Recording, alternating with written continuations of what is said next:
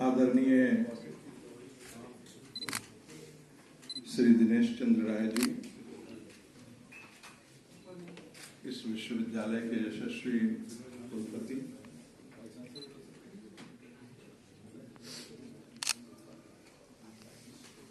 जो दूसरे कुलपति हैं संजय श्रीवास्तव जी, जो आज के विशिष्ट अतिथि हैं, मंच पर आसीन संगीता जी और प्रोफेसर नीलम,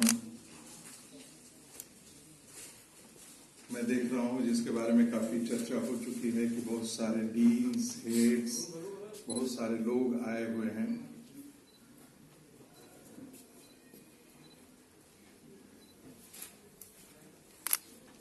मैं बहुत आभारी हूं डिपार्टमेंट ऑफ पॉलिटिकल साइंस के प्रति कि उन्होंने मुझे नोट एड्रेस के लिए बुलाया है। मुझे नहीं मालूम है कि मैं उनके स्टैंडर्ड पर कितना खरा उतरूंगा, लेकिन मंच चूंकि अब मेरे हाथ में है तो मैं इसे छोड़ूंगा नहीं। और मैं 2 घंटे का एक्सटेम्पोर भाषण देने की आदी है, तो मुझे कहा गया है कि आप 40 मिनट में खत्म कीजिएगा। नहीं, खत्म नहीं करना है।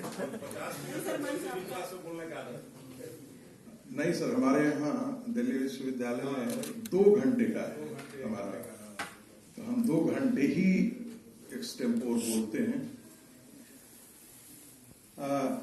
जो विषय है बड़ा गंभीर है, लेकिन थोड़ी सी प्रतिक्रिया के साथ में बोलना शुरू करूंगा। हम बार बार ये विश्वविद्यालयों में जाते हैं और कहते हैं कि देखिए हम सब यूरोसेंट्रिक हो गए हैं, हमारा पूरा नॉलेज ट्रेडिशन यूरोसेंट्रिक है।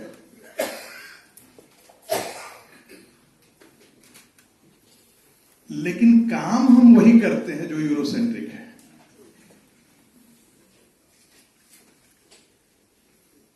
हर विषय का उसकी एक अपनी वोकैबुलरी होती है। जब आपके पास अपने शब्द नहीं होंगे और आप उनके द्वारा गढ़े हुए शब्दों में से आप अपने पर आरोपित करेंगे, तो आप ध्यान रखिएगा आप उसी चौहद्दी में घूमते रह जाएंगे।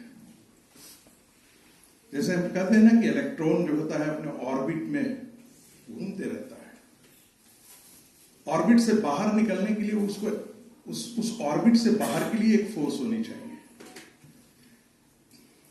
तो वाकई यदि आप चाहते हैं कि इंडियन नॉलेज ट्रेडिशन यहां पर खड़ा हो, तो सबसे पहले तो आपको अपनी वोकैबुलरी को सुधारना चाहिए। कि क्यों हम इस बात से पीड़ित हैं नेशनलिज्म शब्द से, हम क्यों उनके शब्दों के प्रति इतने आकर्षित हैं नेशन शब्द से। ये उन्होंने एक सर्टेन कॉन्टेक्स्ट में दिया था। आपने देखा होगा कि अंग्रेजी में शब्द कई बार आपने पढ़ा होगा गन कल्चर। अभी कल्चर तो गन का तो कल्चर हो नहीं सकता, ये तो विकृति ही है। हमारे यहां बताया जाता है कि भाई दूसरे को मैंने खाना ये तो प्रकृति है, हर आदमी खाता है, जानवर भी खाता है। दूसरों से छीन करके खाना ये विकृति है, और दूसरों को खिला करके खाना ये संस्कृति है। संस्कृति कोई पढ़ाव कि हम पहन रहे हैं ऐसा नहीं है, इस बात पर मैं आऊंगा। फिर कई बार ऐसा होता है कि आपने एक हमारे यहां प्रथा चल गई है और हम सब उसको फॉलो करते हैं, सारे धर्म एक हैं। कैसे एक हो सकते हैं? या तो धर्म की परिभाषा आप बदल दीजिए या रिलीजन के टर्म्स में आप बात कीजिए, तो लेकिन हम पॉलिटिकली करेक्ट होना चाहते हैं, इसलिए हम सच बोलने से घबराते हैं। फिर एक नई बात निकल करके आती है जो अभी भी हमने सुना भी अभी, सहिष्णुता। हम सहिष्णु नहीं हैं, हम सबको एक्सेप्ट करते हैं। दोनों में बड़ा मौलिक अंतर है। फिर आपने एक शब्द सुना होगा, यूनिटी इन डाइवर्सिटी। ये यूनिटी इन डाइवर्सिटी शब्द गलत है, भारत के संदर्भ में लागू नहीं होता और नहीं पढ़ना है। गांधी का हिंदू स्वराज आप देखिए, 1909 में गांधी ने लिखा, एक ही फूल एक ही बीज है और हम तो उससे तना भी निकलता है, पत्तियां भी हैं, फूल भी निकलते हैं, फल भी निकलते हैं। और आपने साइंस में पढ़ा होगा जाइलम और फाइलम, हम तो नहीं जानते हैं, आप लोग साइंस पढ़े होंगे, थोड़ा बहुत पढ़ा था मैंने भी 12वीं क्लास तक।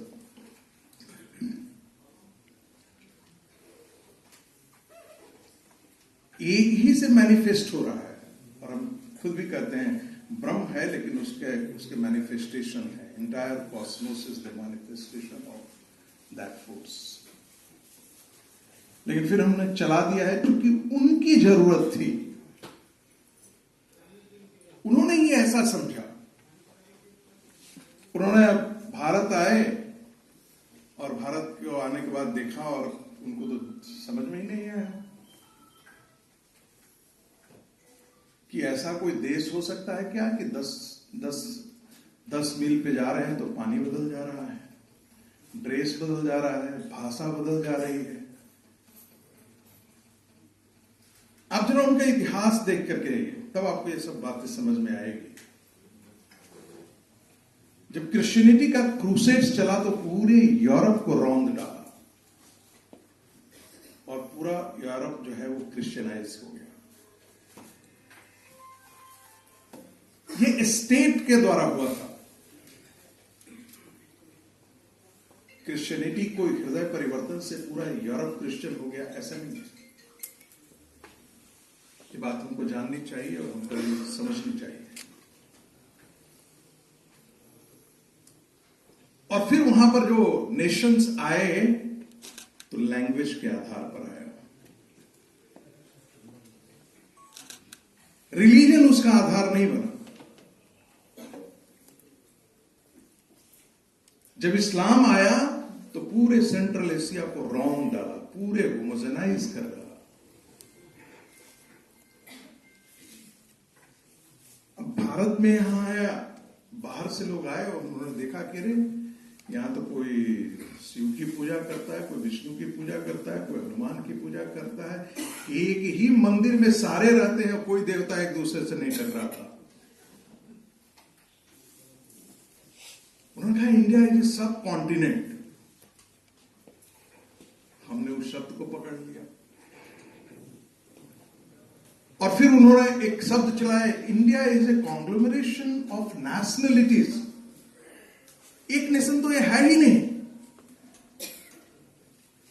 1935 का एक्ट पर चर्चिल के भाषण को पढ़िएगा। Where is India? India is just like an equator. India कुछ है? इक्वेटर क्या है? विषुवत रेखा क्या है? An imaginary line. तो क्या इंडिया है क्या?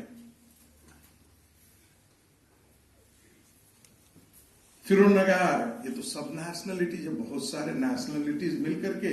और आपने देखा होगा कि 1920 के बाद भारत में कम्युनिस्ट पार्टियों ने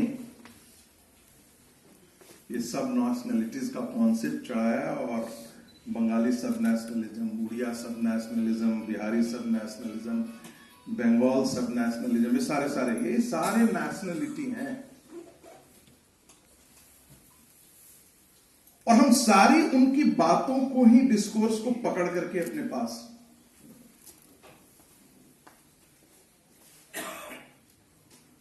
60 का दशक आप पढ़िएगा, पॉलिटिकल साइंस के बच्चे जितने पढ़ते होंगे या पढ़ाते होंगे, आप लिखिएगा, बार बार कहा गया India is not a nation, India is a nation in making. Bharat राष्ट्र नहीं बना है, भारत राष्ट्र बनने की दिशा में है। उनका तर्क क्या था? भाई यहां कॉन्फ्लिक्ट यहां होता है, हिंदू मुस्लिम लड़ रहे हैं, अपर कास्ट लोअर कास्ट लड़ रहा है, स्टेट का पेनिट्रेशन नहीं है। अब कोई उनसे पूछे कि तो क्या तुम्हारे फ्रांस में हो गया था? 1867 में यूजन वेबर ने लिखा एक पेजेंट्री इन फ्रांस।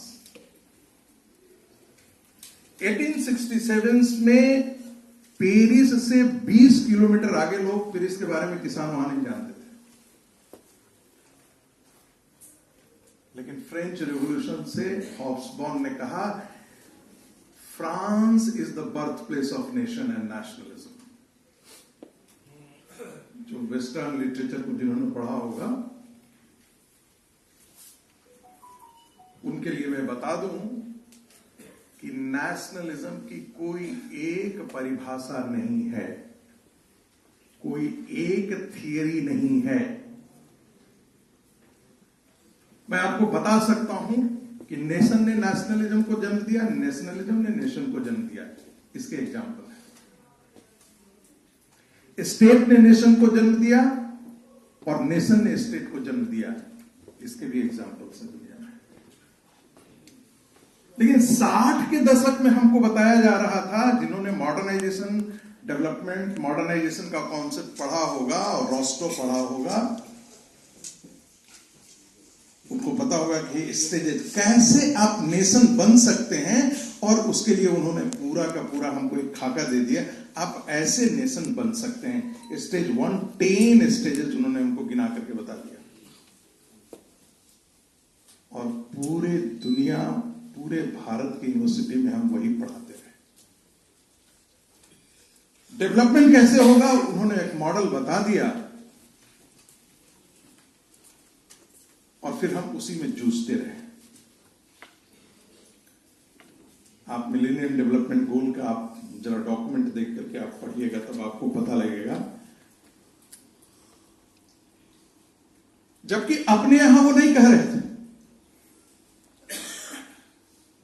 आप लिंकन को पढ़िएगा, we have no problem with importing the model from the outside, but we will tailor it to suit our situations. लेकिन हमारे यहां कह रहे थे आप स्ट्रक्चरल एडजस्टमेंट कीजिए, आप इकोनॉमी को ऐसे टेलर कीजिए, वैसे टेलर कीजिए, तब आप डेवलप होंगे, नहीं तो नहीं डेवलप होंगे। ये वैसा ही था, जैसे मैं बार बार इसका जिक्र करता हूं कि जैसे आपके सामने कोई एक कोट दे दिया जाए और यदि आप उसमें फिट नहीं बैठते हैं तो प्रॉब्लम कोट का नहीं है, प्रॉब्लम आपके शरीर का है। आप अपने शरीर की सफाई कीजिए, कोट तो ठीक है। ये कॉन्सेप्ट जितने हैं ये उनके कॉन्टेक्स्ट में निकले हैं। मैं क्यों ऐसी बातें बता रहा हूं? क्योंकि आप में आत्महीनता नहीं आए, ये भी पॉलिटिक्स का हिस्सा है। अब आप नेशनलिज्म के 3 बड़े थिंकर के बारे में आपने, पॉलिटिकल साइंस का चूंकि ये सेमिनार है इसलिए थोड़ा मैं उस सब्जेक्ट की गंभीरता को भी ध्यान ला रहा हूं। एक का नाम आपने सुना होगा, बेनेडिक्ट एंडरसन, जिसने इमेजिन कम्युनिटी लिखा। कहा कि ये नेशन वगैरह कुछ नहीं है, ये सिर्फ इमेजिन किया हुआ चीज है, ये फिक्टिशियस है। लेकिन कहा नेशनलिज्म का जन्म कहां हुआ है? अमेरिका में हुआ है। America is the birth place of nation and nationalism. एक गेलनर करके आपने नाम सुना होगा, अर्नेस्ट गेलनर। कहा नहीं, America birth place of nation नहीं है और nationalism, England is the birth place of nation and nationalism, क्योंकि वो इंग्लैंड का रहने वाला था। तीसरा बड़ा स्कॉलर आप सुनेंगे, हॉब्सबॉम, वो फ्रांस का था। तो कहा ना इंग्लैंड है ना अमेरिका है, France is the birth place of nation and nationalism. फिर इसका क्रिटिक आया एड्रियन हेस्टिंग्स, लिया ग्रीनफील्ड, ऐसे ऐसे स्कॉलर आए, बोला अरे तुम कहां से 14th सेंचुरी मैग्ना कार्टा से 1215 13th सेंचुरी में हम we had conceptualise, we had envision कि हमारे पास नेशन है। हमने पार्लियामेंट्री डेमोक्रेसी दिया, हमने सेंट्रलाइज्ड स्टेट का कॉन्सेप्ट दिया। So we have transported nation and nationalism to the outside world. आज तक ये आपस में ही तय नहीं कर पाए हैं कि नेशनलिज्म क्या है। क्या एक ही रास्ता हो सकता है दुनिया के लिए? क्या सभी नेशन के लिए क्या वही रास्ता हो सकता है? कौन birth place of nation and nationalism है? दुनिया के जितने स्कॉलर्स हैं आज तक इस पर एग्रीमेंट नहीं हो पाया है। दूसरी तर्क क्या दिया कि भाई nation is a modern concept, it cannot be look back in historicity. जब कहते हैं ना भारत एक राष्ट्र, कहता है अरे कहां से राष्ट्र, ना तुम्हारे पास कम्युनिकेशन था, ना कैसे हो सकता है, एक दूसरे को लोग जानते नहीं थे, कम्युनिकेशन का सिस्टम नहीं था। तो नेशनलिज्म आया कैसे? जब यूरोप के अंदर बाइबिल का मास लेवल पर वर्नाकुलर में जब एक्सपेंशन हुआ, प्रिंट कैपिटलिज्म वर्ड यूज किया, प्रिंट कैपिटलिज्म आया, तो बाइबिल का पूरे प्रचार हुआ यूरोप में, तब जाकर के यूरोप के अंदर, खासकर से इंग्लैंड के अंदर नेशनलिज्म का। यदि ऐसा है तो फिर मैग्ना कार्टा नहीं बोलना चाहिए था। मैग्ना कार्टा के समय तो बाइबिल का प्रचार नहीं हुआ था। फ्रांस के बारे में मैंने जिक्र किया कि 20 किलोमीटर आगे जो है वो फ्रेंच नेशन के बारे में कोई जानता नहीं था। यानी कि फ्रांस के अंदर पूरी जो फ्रेंच आइडेंटिटी है वो शुरुआत से लोग नहीं जानते थे। It was created. Zone of arc की मूर्तियां लगाई गई चौराहे चौराहे पर। फ्रेंच को एक नेशनल लैंग्वेज बनाया गया। फ्रेंच नेशनल लैंग्वेज शुरू से नहीं था। जिस इंग्लिश की बात आप कहते हैं वो पूरे ब्रिटिश के अंदर वही इंग्लिश नहीं थी। और जब मैं आयरलैंड गया तो मुझे दिखाया, बाउंड्री दिखाया। हमने पूछा ये बाउंड्री क्या है? उधर कैथोलिक्स हैं, इधर प्रोटेस्टेंट हैं, और एक दूसरे की चौहद्दी में घुस नहीं सकते, नहीं तो गोली मार देगा। और हमसे कहते हैं आप झगड़ा करते हैं, आप तो नेशन बने ही नहीं। तो क्या ये परिभाषा एक्सेप्ट करने की जरूरत है? ये परिभाषा जरूरत नहीं है। अब जरा हम आते हैं अपनी बात पे। इसलिए मैंने कहा तो ध्यान में रखना चाहिए, there can not be the theory of nationalism, there can be discourses on nationalism. और जैसे हम कहते हैं पर्सनालिटी थियरी, हम सबकी पर्सनालिटी अलग अलग है। जो जुड़वा बहनें भी होती हैं उनकी भी पर्सनालिटी देखने में सोच सकते हैं, लेकिन हर की अपनी पर्सनालिटी होती है। वो देखने में जुड़वा हो सकते हैं, दिखाई देंगे सामने, दो बहनों को पहचानना, अंतर करना। तो ऐसे ही ब्यूरोक्रेसी वहां भी है, यहां भी है, पार्लियामेंट वहां भी है, यहां भी है, बाकी वहां भी है, यहां भी है। लेकिन उस नेशन की पर्सनालिटी और हमारे नेशन की पर्सनालिटी में अंतर है। ये मूलभूत जाना। खाना सब कोई हम लोग खाते हैं, हम सब नहाते हैं, खाते हैं, बाल ये करते हैं, पहनते हैं, ओढ़ते हैं। इसका मतलब ये नहीं है कि हम सब एक ही हैं। हमारे व्यक्तित्व का अंतर है। और इसलिए मैंने कहा कि जो पॉलिटिकल डिस्कोर्स है वेस्ट का, उसमें जो डोमिनेंट थीम रहा कि nation is a political construct, बाद में जाकर के इसको काउंटर किया गया।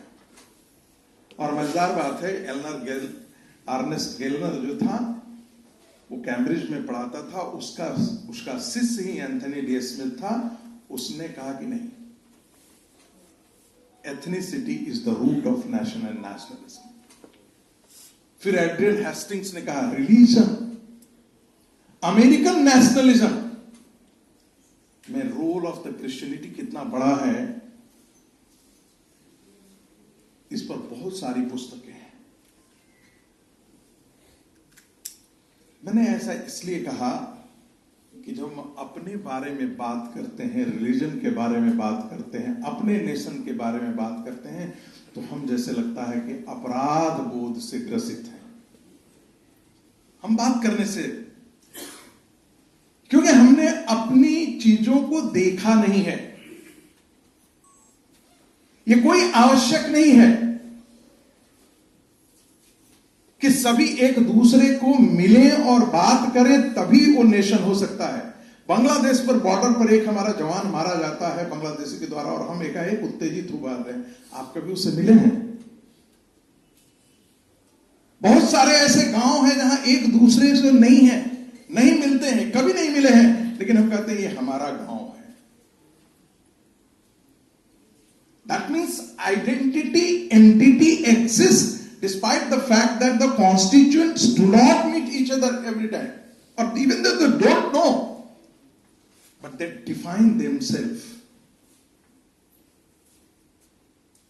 बांग्लादेश के बॉर्डर पे मारे जाने वाले से कुछ नहीं है, हम नहीं मिलते हैं, हमारा आदमी मारा गया है।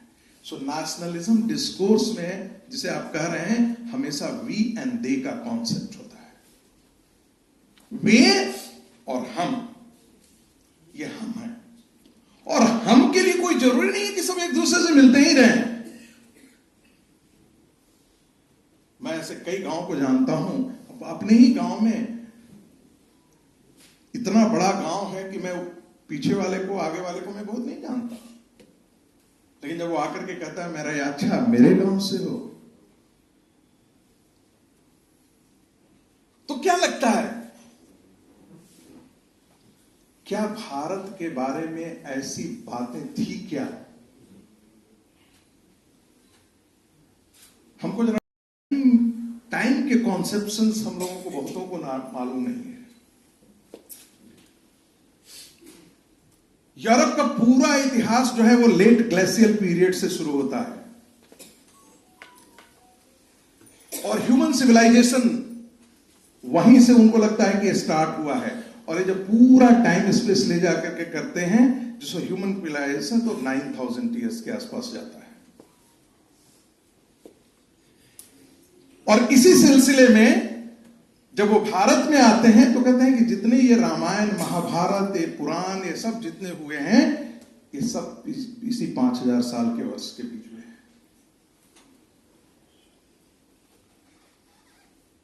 हमारे यहां टाइम का कॉन्सेप्शन क्या है? पृथ्वी की आयु 4 अरब 32 करोड़ है। कितनी? 4 अरब 32 करोड़। और पृथ्वी जब पूरे गैलेक्सी का एक चक्कर लगाती है, वो करोड़ों वर्ष उसमें लगते हैं, तो उसको एक मनवांतर कहा जाता है। और एक मनवांतर में 71 महायुग होते हैं, और हर महायुग में 4 युग होते हैं। आपने सुना होगा सतयुग, त्रेता, द्वापर और कलयुग। और हर की आयु जो है 4:3:2:1 है। यानी कि कलयुग की आयु जो है 4,32,000 वर्ष है। द्वापर की आयु कितनी होगी? 8,64,000। अभी मैंने बैठे बैठे कैलकुलेट किया था, त्रेता की आयु कितनी थी? 12,96,000 और सतयुग की आयु थी 17,28,000 वर्ष। हमें किस मनवांतर में चल रहे हैं? हमें 8वें मनवांतर में चल रहे हैं, यानी कि 7 मनवांतर गुजर चुका है। 7 मनवांतर को 71 महायुग से मल्टीप्लाई कर दीजिए और एक महायुग की कितनी आयु है? ये 32 लाख के आसपास पड़ता है टोटल। इससे आप मल्टीप्लाई कर दिए तो इतने गुजर चुके हैं। 8वें मनवांतर में 26वां महायुग भी खत्म हो चुका है, 27वें महायुग में है। और इस 27वें महायुग में त्रेता खत्म हो चुका है, सतयुग खत्म हो चुका है, द्वापर खत्म हो चुका है। और आप जब संकल्प मंत्र पढ़ते हैं तो क्या पढ़ते हैं? क्या पढ़ते हैं? वैवस्विक मनु, वैवस्वत मनु। एक स्वयंभू मनु का कॉन्सेप्ट था। तो स्वयंभू मनु यदि सृष्टि काल से हैं तो उनकी आप आयु सोच सकते हैं। जिस मनुस्मृति के नाम पर इतनी गाली गलौज और ये सारी चीजें होती हैं, तो उनके इतिहास बोध से हम अपने इतिहास बोध की व्याख्या नहीं कर सकते। ये ध्यान रखिए। जब अपने इतिहास बोध पर आते हैं तो आप जरा मान करके चलिए, जो मॉडर्न हिस्टोरियंस हैं बैठे हुए हैं, आज ही मेरा परिचय हुआ है,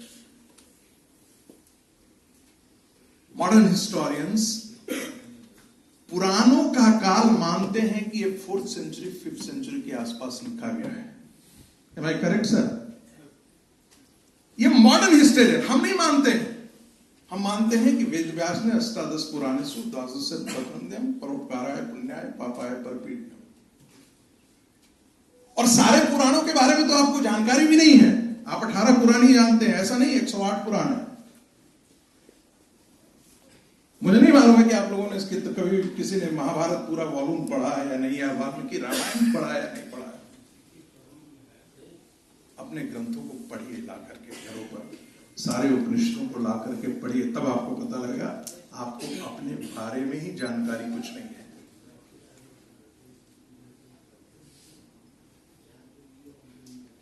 मैं ऐसा क्यों कह रहा हूं? ऐसा इसलिए कह रहा हूं कि बार बार ये बात हम कहते हैं, India is an ancient nation. तो हम ऐसे नहीं कह रहे। गांधी ने 1909 में लिखा, क्योंकि ये डिबेट तो उस समय भी था कि भारत एक राष्ट्र है या नहीं है। तो गांधी ने 2 बातें, 2 तर्क, बड़ा शानदार तर्क हिंदू स्वराज में कहा कि हमारे पूर्वज मूर्ख नहीं थे। वो जानते थे कि ईश्वर की आराधना तो घर में बैठे हुए भी की जा सकती है, लेकिन उन्होंने पिलग्रिमेजेस तैयार किए, मठों की स्थापना की, चारों कौमों के सेतुबंध रामेश्वरम से लेकर के सबका जिक्र किया गांधी ने, और कहा हम एक राष्ट्र थे। फिर दूसरा तर्क दिया, बोला हम एक राष्ट्र थे, इसी कारण अंग्रेज एक अंपायर खड़े कर पाए। ये गांधी का तर्क है, मेरे तर्क नहीं है। और जो भारत के संविधान, भारत के बनने की प्रक्रिया को जानते हैं, वो अच्छी तरीके से उनको जानना चाहिए कि जिस इंडिया को आप देख रहे हैं वो 1947 में वो भारत हमको नहीं मिला था। ब्रिटिश इंडिया का बंटवारा हुआ था, प्रिंसली स्टेट्स कहीं नहीं था। ये जोधपुर, जूनागढ़, ये सब सही नहीं थे, आपके हिस्से नहीं थे वो। और मजेदार बात देखिए, 13 ऐसे प्रिंसली स्टेट्स थे जो पाकिस्तान के हिस्से में थे, बड़ा संघर्ष करना पड़ा उनको। और हमारे यहां एक के बाद एक जिसको पता लगा कि भारत स्वतंत्र हुआ है, वो सब के सब कॉन्स्टिट्यूएंट असेंबली के उन्होंने अपने आप को विलय कर दिया। ऐसी कौन सी ताकत थी? फिर गांधी के हिंद स्वराज पे जाते हैं, कहते हैं कि there is a external manifestation but there is a internal current which binds us all. कोई तो एक ताकत है जो हम सबको बांधती है यहां से वहां से।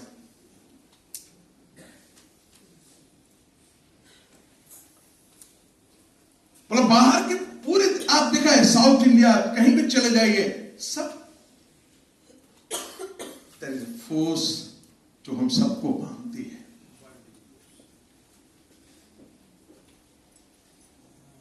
आप भारत का, महाभारत का कोई ऐसा कैरेक्टर ले लीजिए और फिर आप देखिए कि उत्तर से दक्षिण और पूरब से पश्चिम में कोई ऐसी जगह है क्या जहां पर कि उस कैरेक्टर का नामकरण नहीं होगा। आप राम कहिए, कृष्ण कहिए, जिसे बोला जाता है ना, हमको बताया गया कि भाई दक्षिण इंडिया अलग है, आर्यन इन्वेजन थ्योरी आया, मान लीजिए आर्यन इन्वेजन थ्योरी श्रीलंका पर भी लागू किया गया था। हम उसमें बात करेंगे तो बहुत डिटेल हो जाएगा। बट अगस्त ऋषि, जिसे संगम लिटरेचर का जनक कहा जाता है, रावण वध करने से पहले भगवान राम नहीं कहा जाते और उन्होंने कई ऐसे दैवीय शस्त्र उनको प्रदान किया, अगस्त ऋषि ने प्रदान किया कि आप जाइए और संहार करना है। तो कोई ऐसा कैरेक्टर नहीं है जिसे आप देखेंगे कि पूरी भारत को यह जोड़ नहीं रहा है। आप जरा संकल्प मंत्र पढ़ते हैं तो जो संकल्प मंत्र आप यहां पढ़ते हैं वही दक्षिण में पढ़ते हैं, वही पश्चिम में पढ़ते हैं, वही पूर्व में जाकर के आप पढ़ते हैं। अलग से पढ़ते हैं? नहीं पढ़ते। जब यज्ञोपवीत होता है साउथ में तो पूछा जाता है जनेऊ में कहां जा रहे हो? तो बोला काशी जा रहा हूं। और जब काशी वाला जनेऊ करता है तो काशी नहीं बोलता है, वो रामेश्वरम बात की बात करता है।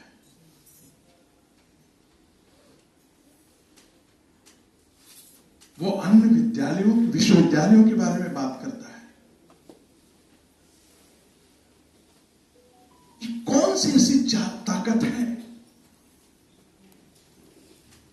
ये कैरेक्टराइजेशन पर मैं बात किया। आपने कभी भीष्म पर्व पढ़ा होगा, कई पर्व में एक भीष्म पर्व भी है। और भीष्म पर्व हालांकि मेरे लैपटॉप में है, 150 भारत की नदियों का जिक्र है। मैं फिर दोहरा रहा हूं, भारत की कोई ऐसी नदी नहीं है, कोई ऐसा पठार नहीं है, कोई ऐसा जनपद नहीं है, कोई ऐसा पहाड़ नहीं है जिसका जिक्र नहीं है। और शुरुआत यहीं से होगा। हे धृतराष्ट्र, कुरुक्षेत्र में सारे महाराजे इकट्ठे हो गए हैं और ये महाराजे ऐसे लड़ रहे हैं जैसे कुत्ते मांस के लोथड़े के लिए लड़ते हैं, सत्ता के लिए। शुरुआत यहां से हो रही है। और इसके बाद सारे जितने, फिर उन्होंने कहा कि ये भारत है क्या, जरा बताओ मुझे इसके बारे में। उसके बाद एक के बाद एक के बाद एक के बाद जितने पठार, पर्वत, नदियां, क्या उनका ये है, जनपद, सारे जनपद, महाजनपदों के नाम आपको एक बार भीष्म पर्व में। अब मैं मान लेता हूं कि यदि महाभारत का काल, जिस हम कलयुग की बात कर रहे हैं, कलयुग 5000 साल तो हमारा ये हो गया। कलयुग प्रथम चरण है, हम बोलते हैं, हम जब संकल्प मंत्र पढ़ते हैं तो वैवस्वत महांतरे बुद्धावतारे कलयुगे प्रथम चरण है। कलयुग के प्रथम चरण में हम हैं। और द्वापर को आप काउंट कर लीजिए, रामायण को काउंट कर लीजिए। मैं बाकी महायुगों की बात नहीं कर रहा, ऐसे कितने महायुग, त्रेता, सतयुग ऑलरेडी गुजर चुके हैं इस सृष्टि में।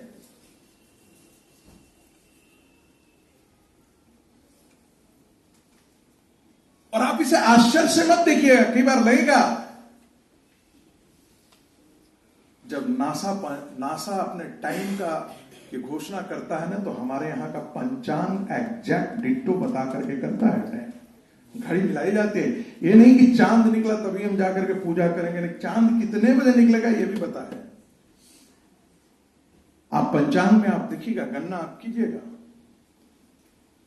हमको अपने आत्म गौरव बोध नहीं है, इसलिए हम थोड़ा सा ये होते हैं, अच्छा ऐसा है नहीं, पहले हम लोग पकड़ करके रखते हैं। मैं जो कहना चाहता हूं कि मान लेते हैं, कंजर्वेटिव मान लेते हैं कि महाभारत की रचना आज से 4000 वर्ष पहले हुई,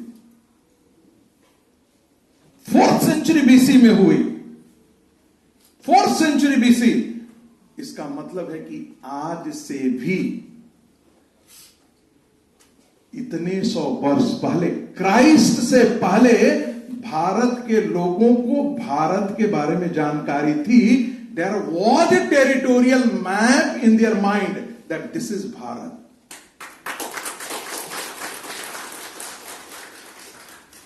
ये उनकी दृष्टि से। जरा आप रामायण का प्रसंग है, एक बड़ा अच्छा प्रसंग है। तो उसने बाली को जब भगवान ने मारा तो बड़ा कहा, मैं बाली सुग्रीव प्यारा, कारण कवन नाथ मोहि मारा। और तब जो है, मैं पंक्ति भूल रहा हूं कि पत्नी सुतदारे सुवेदी, जो करे वो अधर्मी है। और ये मत भूलो कि चक्रवर्ती सम्राट भरत के राज्य में तुम किसकिंधा हो, और मैं उनका दूत के तौर पर अभी जंगल में हूं, इसलिए तुम्हें मारने का, तुम्हें दंड देने का अधिकार मुझे है। मैं महाराज भरत की ओर से मैं तुम्हें दंडित कर रहा हूं कि तुमने चक्रवर्ती सम्राट भरत के, ये जो एरिया है वो किष्किंधा, वो महाराज चक्रवर्ती सम्राट भरत का हिस्सा ही है, और इसलिए मुझे दंड देने का पूरा अधिकार है। जरा विष्णु पुराण पे आइए। जब विष्णु पुराण को आप पढ़ेंगे तो लगेगा कि जिसने भीष्म पर्व लिखा है वही विष्णु पुराण लिखा है। आप ये पढ़ते हैं ना, उत्तरम जस समुद्रस्य हिमाद्रस्य दक्षिणम वर्षम तद भारतम नाम भारती इति संतति। ऐसे कोई एक नहीं कोटेशन है, उसमें कई गायन्ति देवा किल गीतानि धन्यस्तो भारत भूमि भागे। और उसमें बार बार भारत शब्द का प्रयोग आता है, बार बार भारत शब्द का प्रयोग आता है विष्णु पुराण में। मैंने फिर कहा, मान लेते हैं कि 4th सेंचुरी एडी में, जिस समय ब्राह्मण ग्रंथ वगैरह लिखे जा रहे थे, उस समय ही निर्माण हुआ, मान लेते हैं। तब भी यूरोप से पहले भारत है, इसका हमको बोध होना चाहिए कि मच बिफोर 1000-2000 ईयर्स यूरोप के होने के, जब यूरोप को एहसास हुआ कि हम एक ऐसे देश हैं, उससे हजारों साल पहले हमारे शास्त्रों में भारत का जिक्र है, भारत एग्जिस्ट करता है।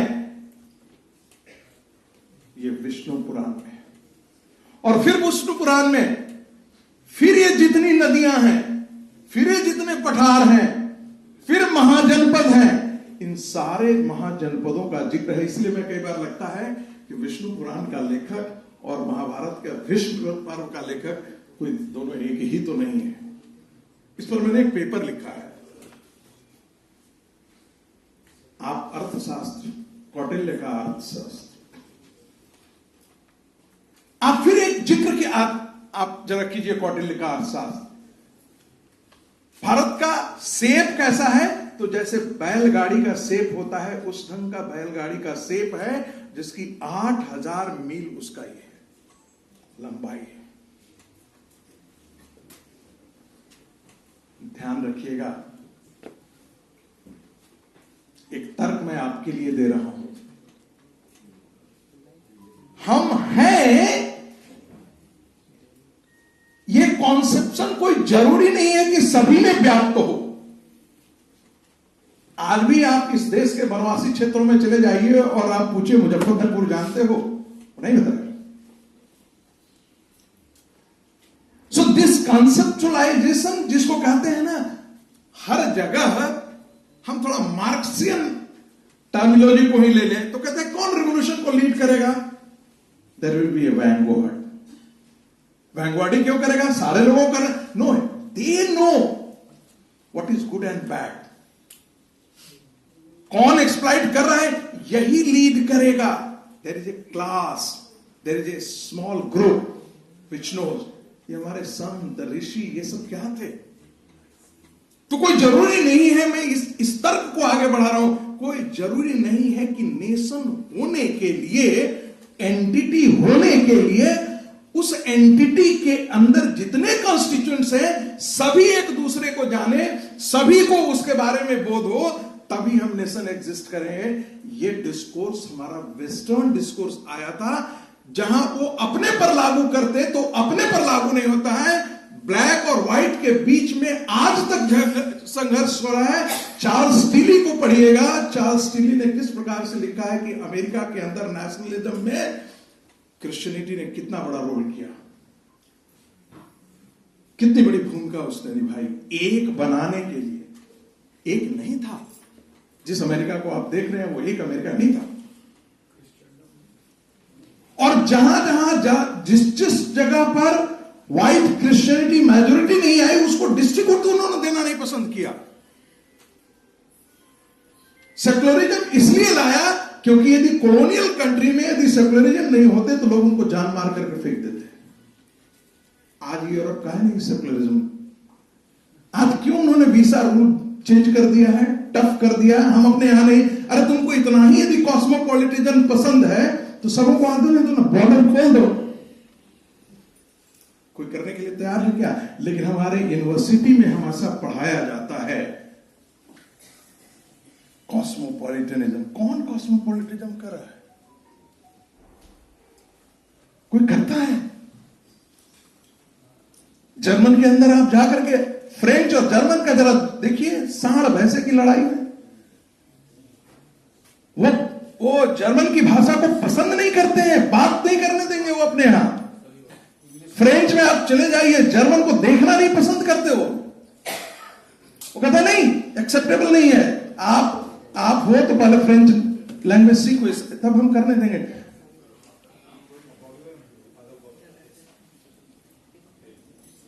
इसीलिए अब मैं तीसरे पहलू पे आता हूं। मैं सीमा का अतिक्रमण कर रहा हूं। मैं 10 मिनट और बोलूंगा, 10 मिनट और बोलूंगा। इसलिए जब भारत में आया तो अरविंदो ने महर्षि अरविंद को पढ़ी। क्या कहा कि जब मैं कहता हूं कि सनातन का अभ्युदय है तो भारत का अभ्युदय है। जब मैं कहता हूं भारत का पतन है, इसका मतलब सनातन का पतन है। सनातन और भारत राष्ट्र एक दूसरे के समानार्थी है, संपूरक नहीं है, समानार्थी है। और जब आप कल्चरल नेशनलिज्म की बात करते हैं तो मैं आपको कह दूं कि चाहे आप शब्द का प्रयोग हिंदू नेशनलिज्म कीजिए या कल्चरल नेशनलिज्म कीजिए, दोनों में कोई मौलिक अंतर नहीं है, कुछ भी अंतर नहीं है। इसको आप तर्क की दृष्टि से आप समझिए। आपकी आइडेंटिटी, आपका व्यक्तित्व कैसे आपके व्यक्तित्व को डिफाइन करते हैं? जो आप में डोमिनेंट एलिमेंट है वही एलिमेंट आपके व्यक्तित्व को डिफाइन करता है। यदि आप एसिडिक हैं तो आपका बड़ा आपका शरीर एसिडिक हो गया है। जब क्षारीय होता है तो कहते हैं बड़ा हमारा शरीर क्षारीय होगा। किसी को आप कहते हैं कि बड़ा हंसमुख व्यक्तित्व है तो क्योंकि वो हमेशा हंसमुख रहता है। इसका मतलब यह नहीं कि उसमें गुस्सा नहीं आता है। कोई व्यक्तित्व ऐसा है बड़ा गुस्सैल है, इसका मतलब ये नहीं है कि वो हंसता नहीं है। इसलिए कहते हैं क्योंकि वो डोमिनेंट है, डोमिनेंट फैक्टर है, डोमिनेंट एलिमेंट है। आप फैशन करते हैं, आज आपने देखा होगा कई लोग जो हैं वो हरे बाल, काले बाल, पीले बाल कर लेते हैं, करते हैं ना, फैशन है, वो ट्रेंड चला हुआ है। लेकिन इसका मतलब ये नहीं है, आप जब हम लोग पढ़ते थे, जब हम ग्रेजुएशन में थे, तो हमारा पैंट जो है वो पूरे रास्ते झाड़ू देते चलता था, बेल बॉटम तब बोलते थे उसको। और मेरे बाबा कहते थे क्यों नहीं एक झाड़ू ले लेते हो जो आगे पढ़े बहारता रहे, क्योंकि तब हम लोगों ने जंजीर फिल्म देखी थी और वो एक बेल बॉटम का कल्चर चला था, 26 इंच मोहरी, 28 इंच मोहरी, 32 इंच। इसका मतलब ये नहीं है कि वो संकरा वाला चलता नहीं था। जब पॉप कल्चर आया तो ऐसा नहीं था कि क्लासिकल खत्म हो गया, लेकिन पॉप कल्चर उस समय, सो जो डोमिनेंट ट्रेंड होता है उसी से उसका फैशन उस समय को हम डिफाइन करते हैं। ये व्यक्तित्व पर भी लागू होता है। भारत कहने का मतलब है हिंदू सभ्यता, हिंदू संस्कृति, हिंदुत्व का बोध। ये बात जान लीजिए। आप गांधी को पढ़िए, when Gandhi is saying India is an ancient nation, और फिर वो बोल रहे हैं कि कल्चर, इंडिया के कल्चर, तो क्या गांधी ने कभी कुरान का उसमें जिक्र किया है? क्या गांधी ने उस पे क्रिश्चियनिटी का जिक्र किया? क्या गांधी ने बाइबल का जिक्र किया? क्या गांधी ने किसी अन्य धर्मों के बारे में बात किया? यदि बात किया तो उपनिषद की बात किया तो रामायण की बात किया तो महावीर की बात किया तो बुद्ध की बात की, जो भारत की सनातन परंपरा से है, सिर्फ और सिर्फ उसका जिक्र किया। आप छोड़िए नेहरू जैसे व्यक्ति को, very saying India is an ancient nation, कौन उसने जिक्र किया? द डिस्कवरी ऑफ इंडिया पढ़ के देखिए, पेज नंबर 62, पेज नंबर 64, उसने जिक्र कर संस्कृत। हालांकि संस्कृत को उन्होंने नेशनल लैंग्वेज नहीं बनने दिया, अम्बेडकर चाहते थे लेकिन नहीं बनने दिया, इसके बारे में नहीं करने दिया। लेकिन आप ध्यान रखिए, जब हम भारत की बात करते हैं, भारतीय संस्कृति की बात करते हैं, तो रामायण, महाभारत, आप ये सब निकाल करके हटा दीजिए। क्या भारत भारत रहेगा? क्या भारत का अस्तित्व रहेगा? क्या भारत की संस्कृति बचेगी? क्या नहीं बचेगी।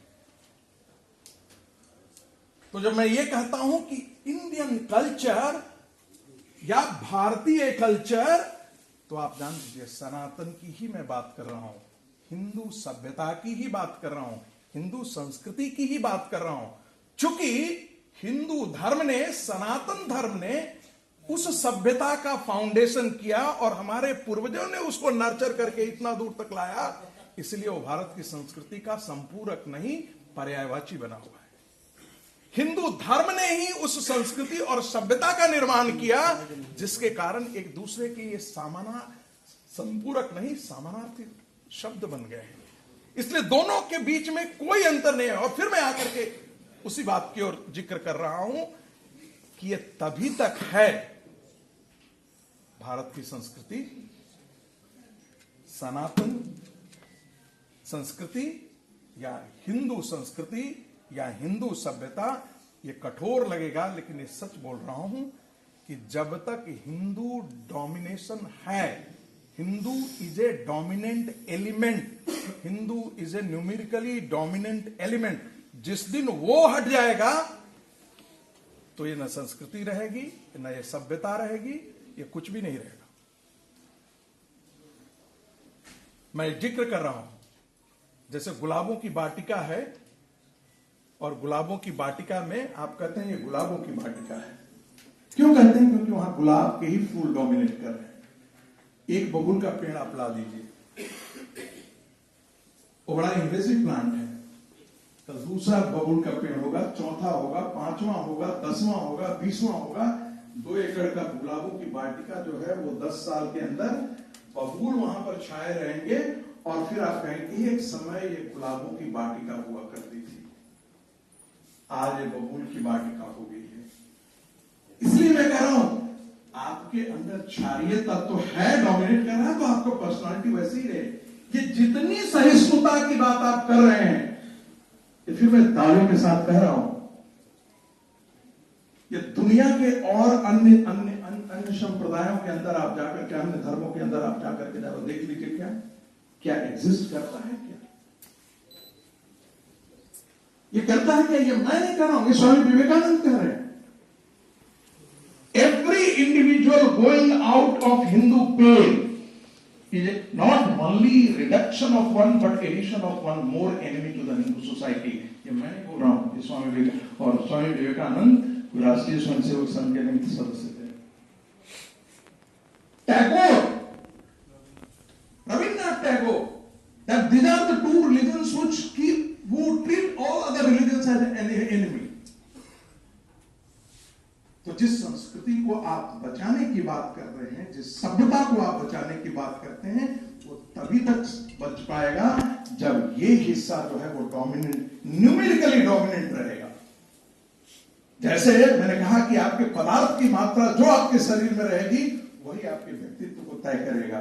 तो यही वो कंपोनेंट है, ये डोमिनेटिंग कंपोनेंट रहेगा, तब तो आप ये अपनी सभ्यता भी बचा पाएंगे, संस्कृति भी बचा पाएंगे, ये जो परंपरा और जिसका मूल्य बोध है इसको भी आप सुरक्षित रख पाएंगे। नहीं तो आप कुछ भी सुरक्षित नहीं रख पाएंगे।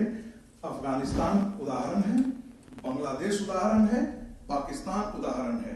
They all where part of the Hindustan. आज न वहां मंदिर सुरक्षित है, न गुरुद्वारे सुरक्षित हैं। जैसे ही लोग कहता है ना कि रिलीजन बदलने से क्या होता है,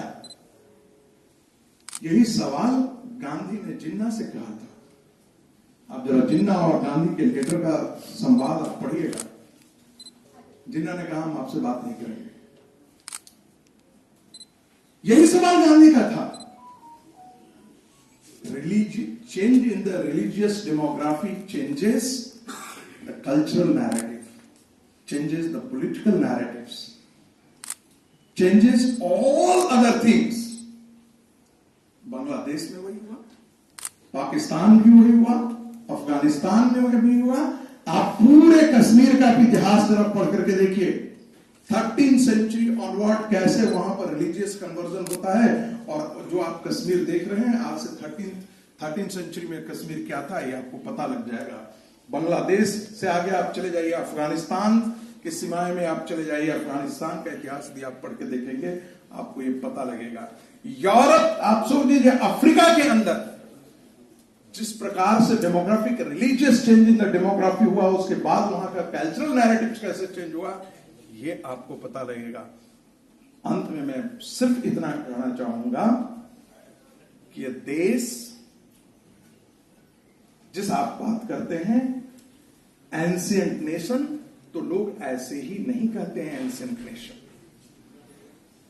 हमारे पुरखों ने, हमारे लोगों ने इसको बताया है, लिखा है, और जिस रूप में हम कल्पना करते हैं पॉलिटिकल एंटिटी के तौर पे, उसको लिखना बंद कर दीजिए।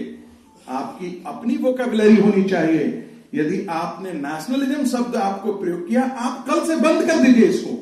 आप लिखिए राष्ट्र ही लिखिए, और जब आप राष्ट्र लिखेंगे तो फिर धीरे धीरे आपके अलग कॉन्सेप्शन, कल्चर लिखेंगे, संस्कृति लिखेंगे, तो कोई जरूरी नहीं है कि हमको टेलकॉट, पार्सन और मैकाइवर के ही डेफिनेशन को पढ़ना पड़े। हम उस डेफिनेशन से अपने आप को अलग करते हैं। China has written, China is writing, India must too. जब हम इंडियन नॉलेज ट्रेडिशन की बात करते हैं तो ध्यान रखना चाहिए ये सब भी उसका हिस्सा होना चाहिए। इतनी बात करके मैं अपनी वाणी को विराम देता हूं।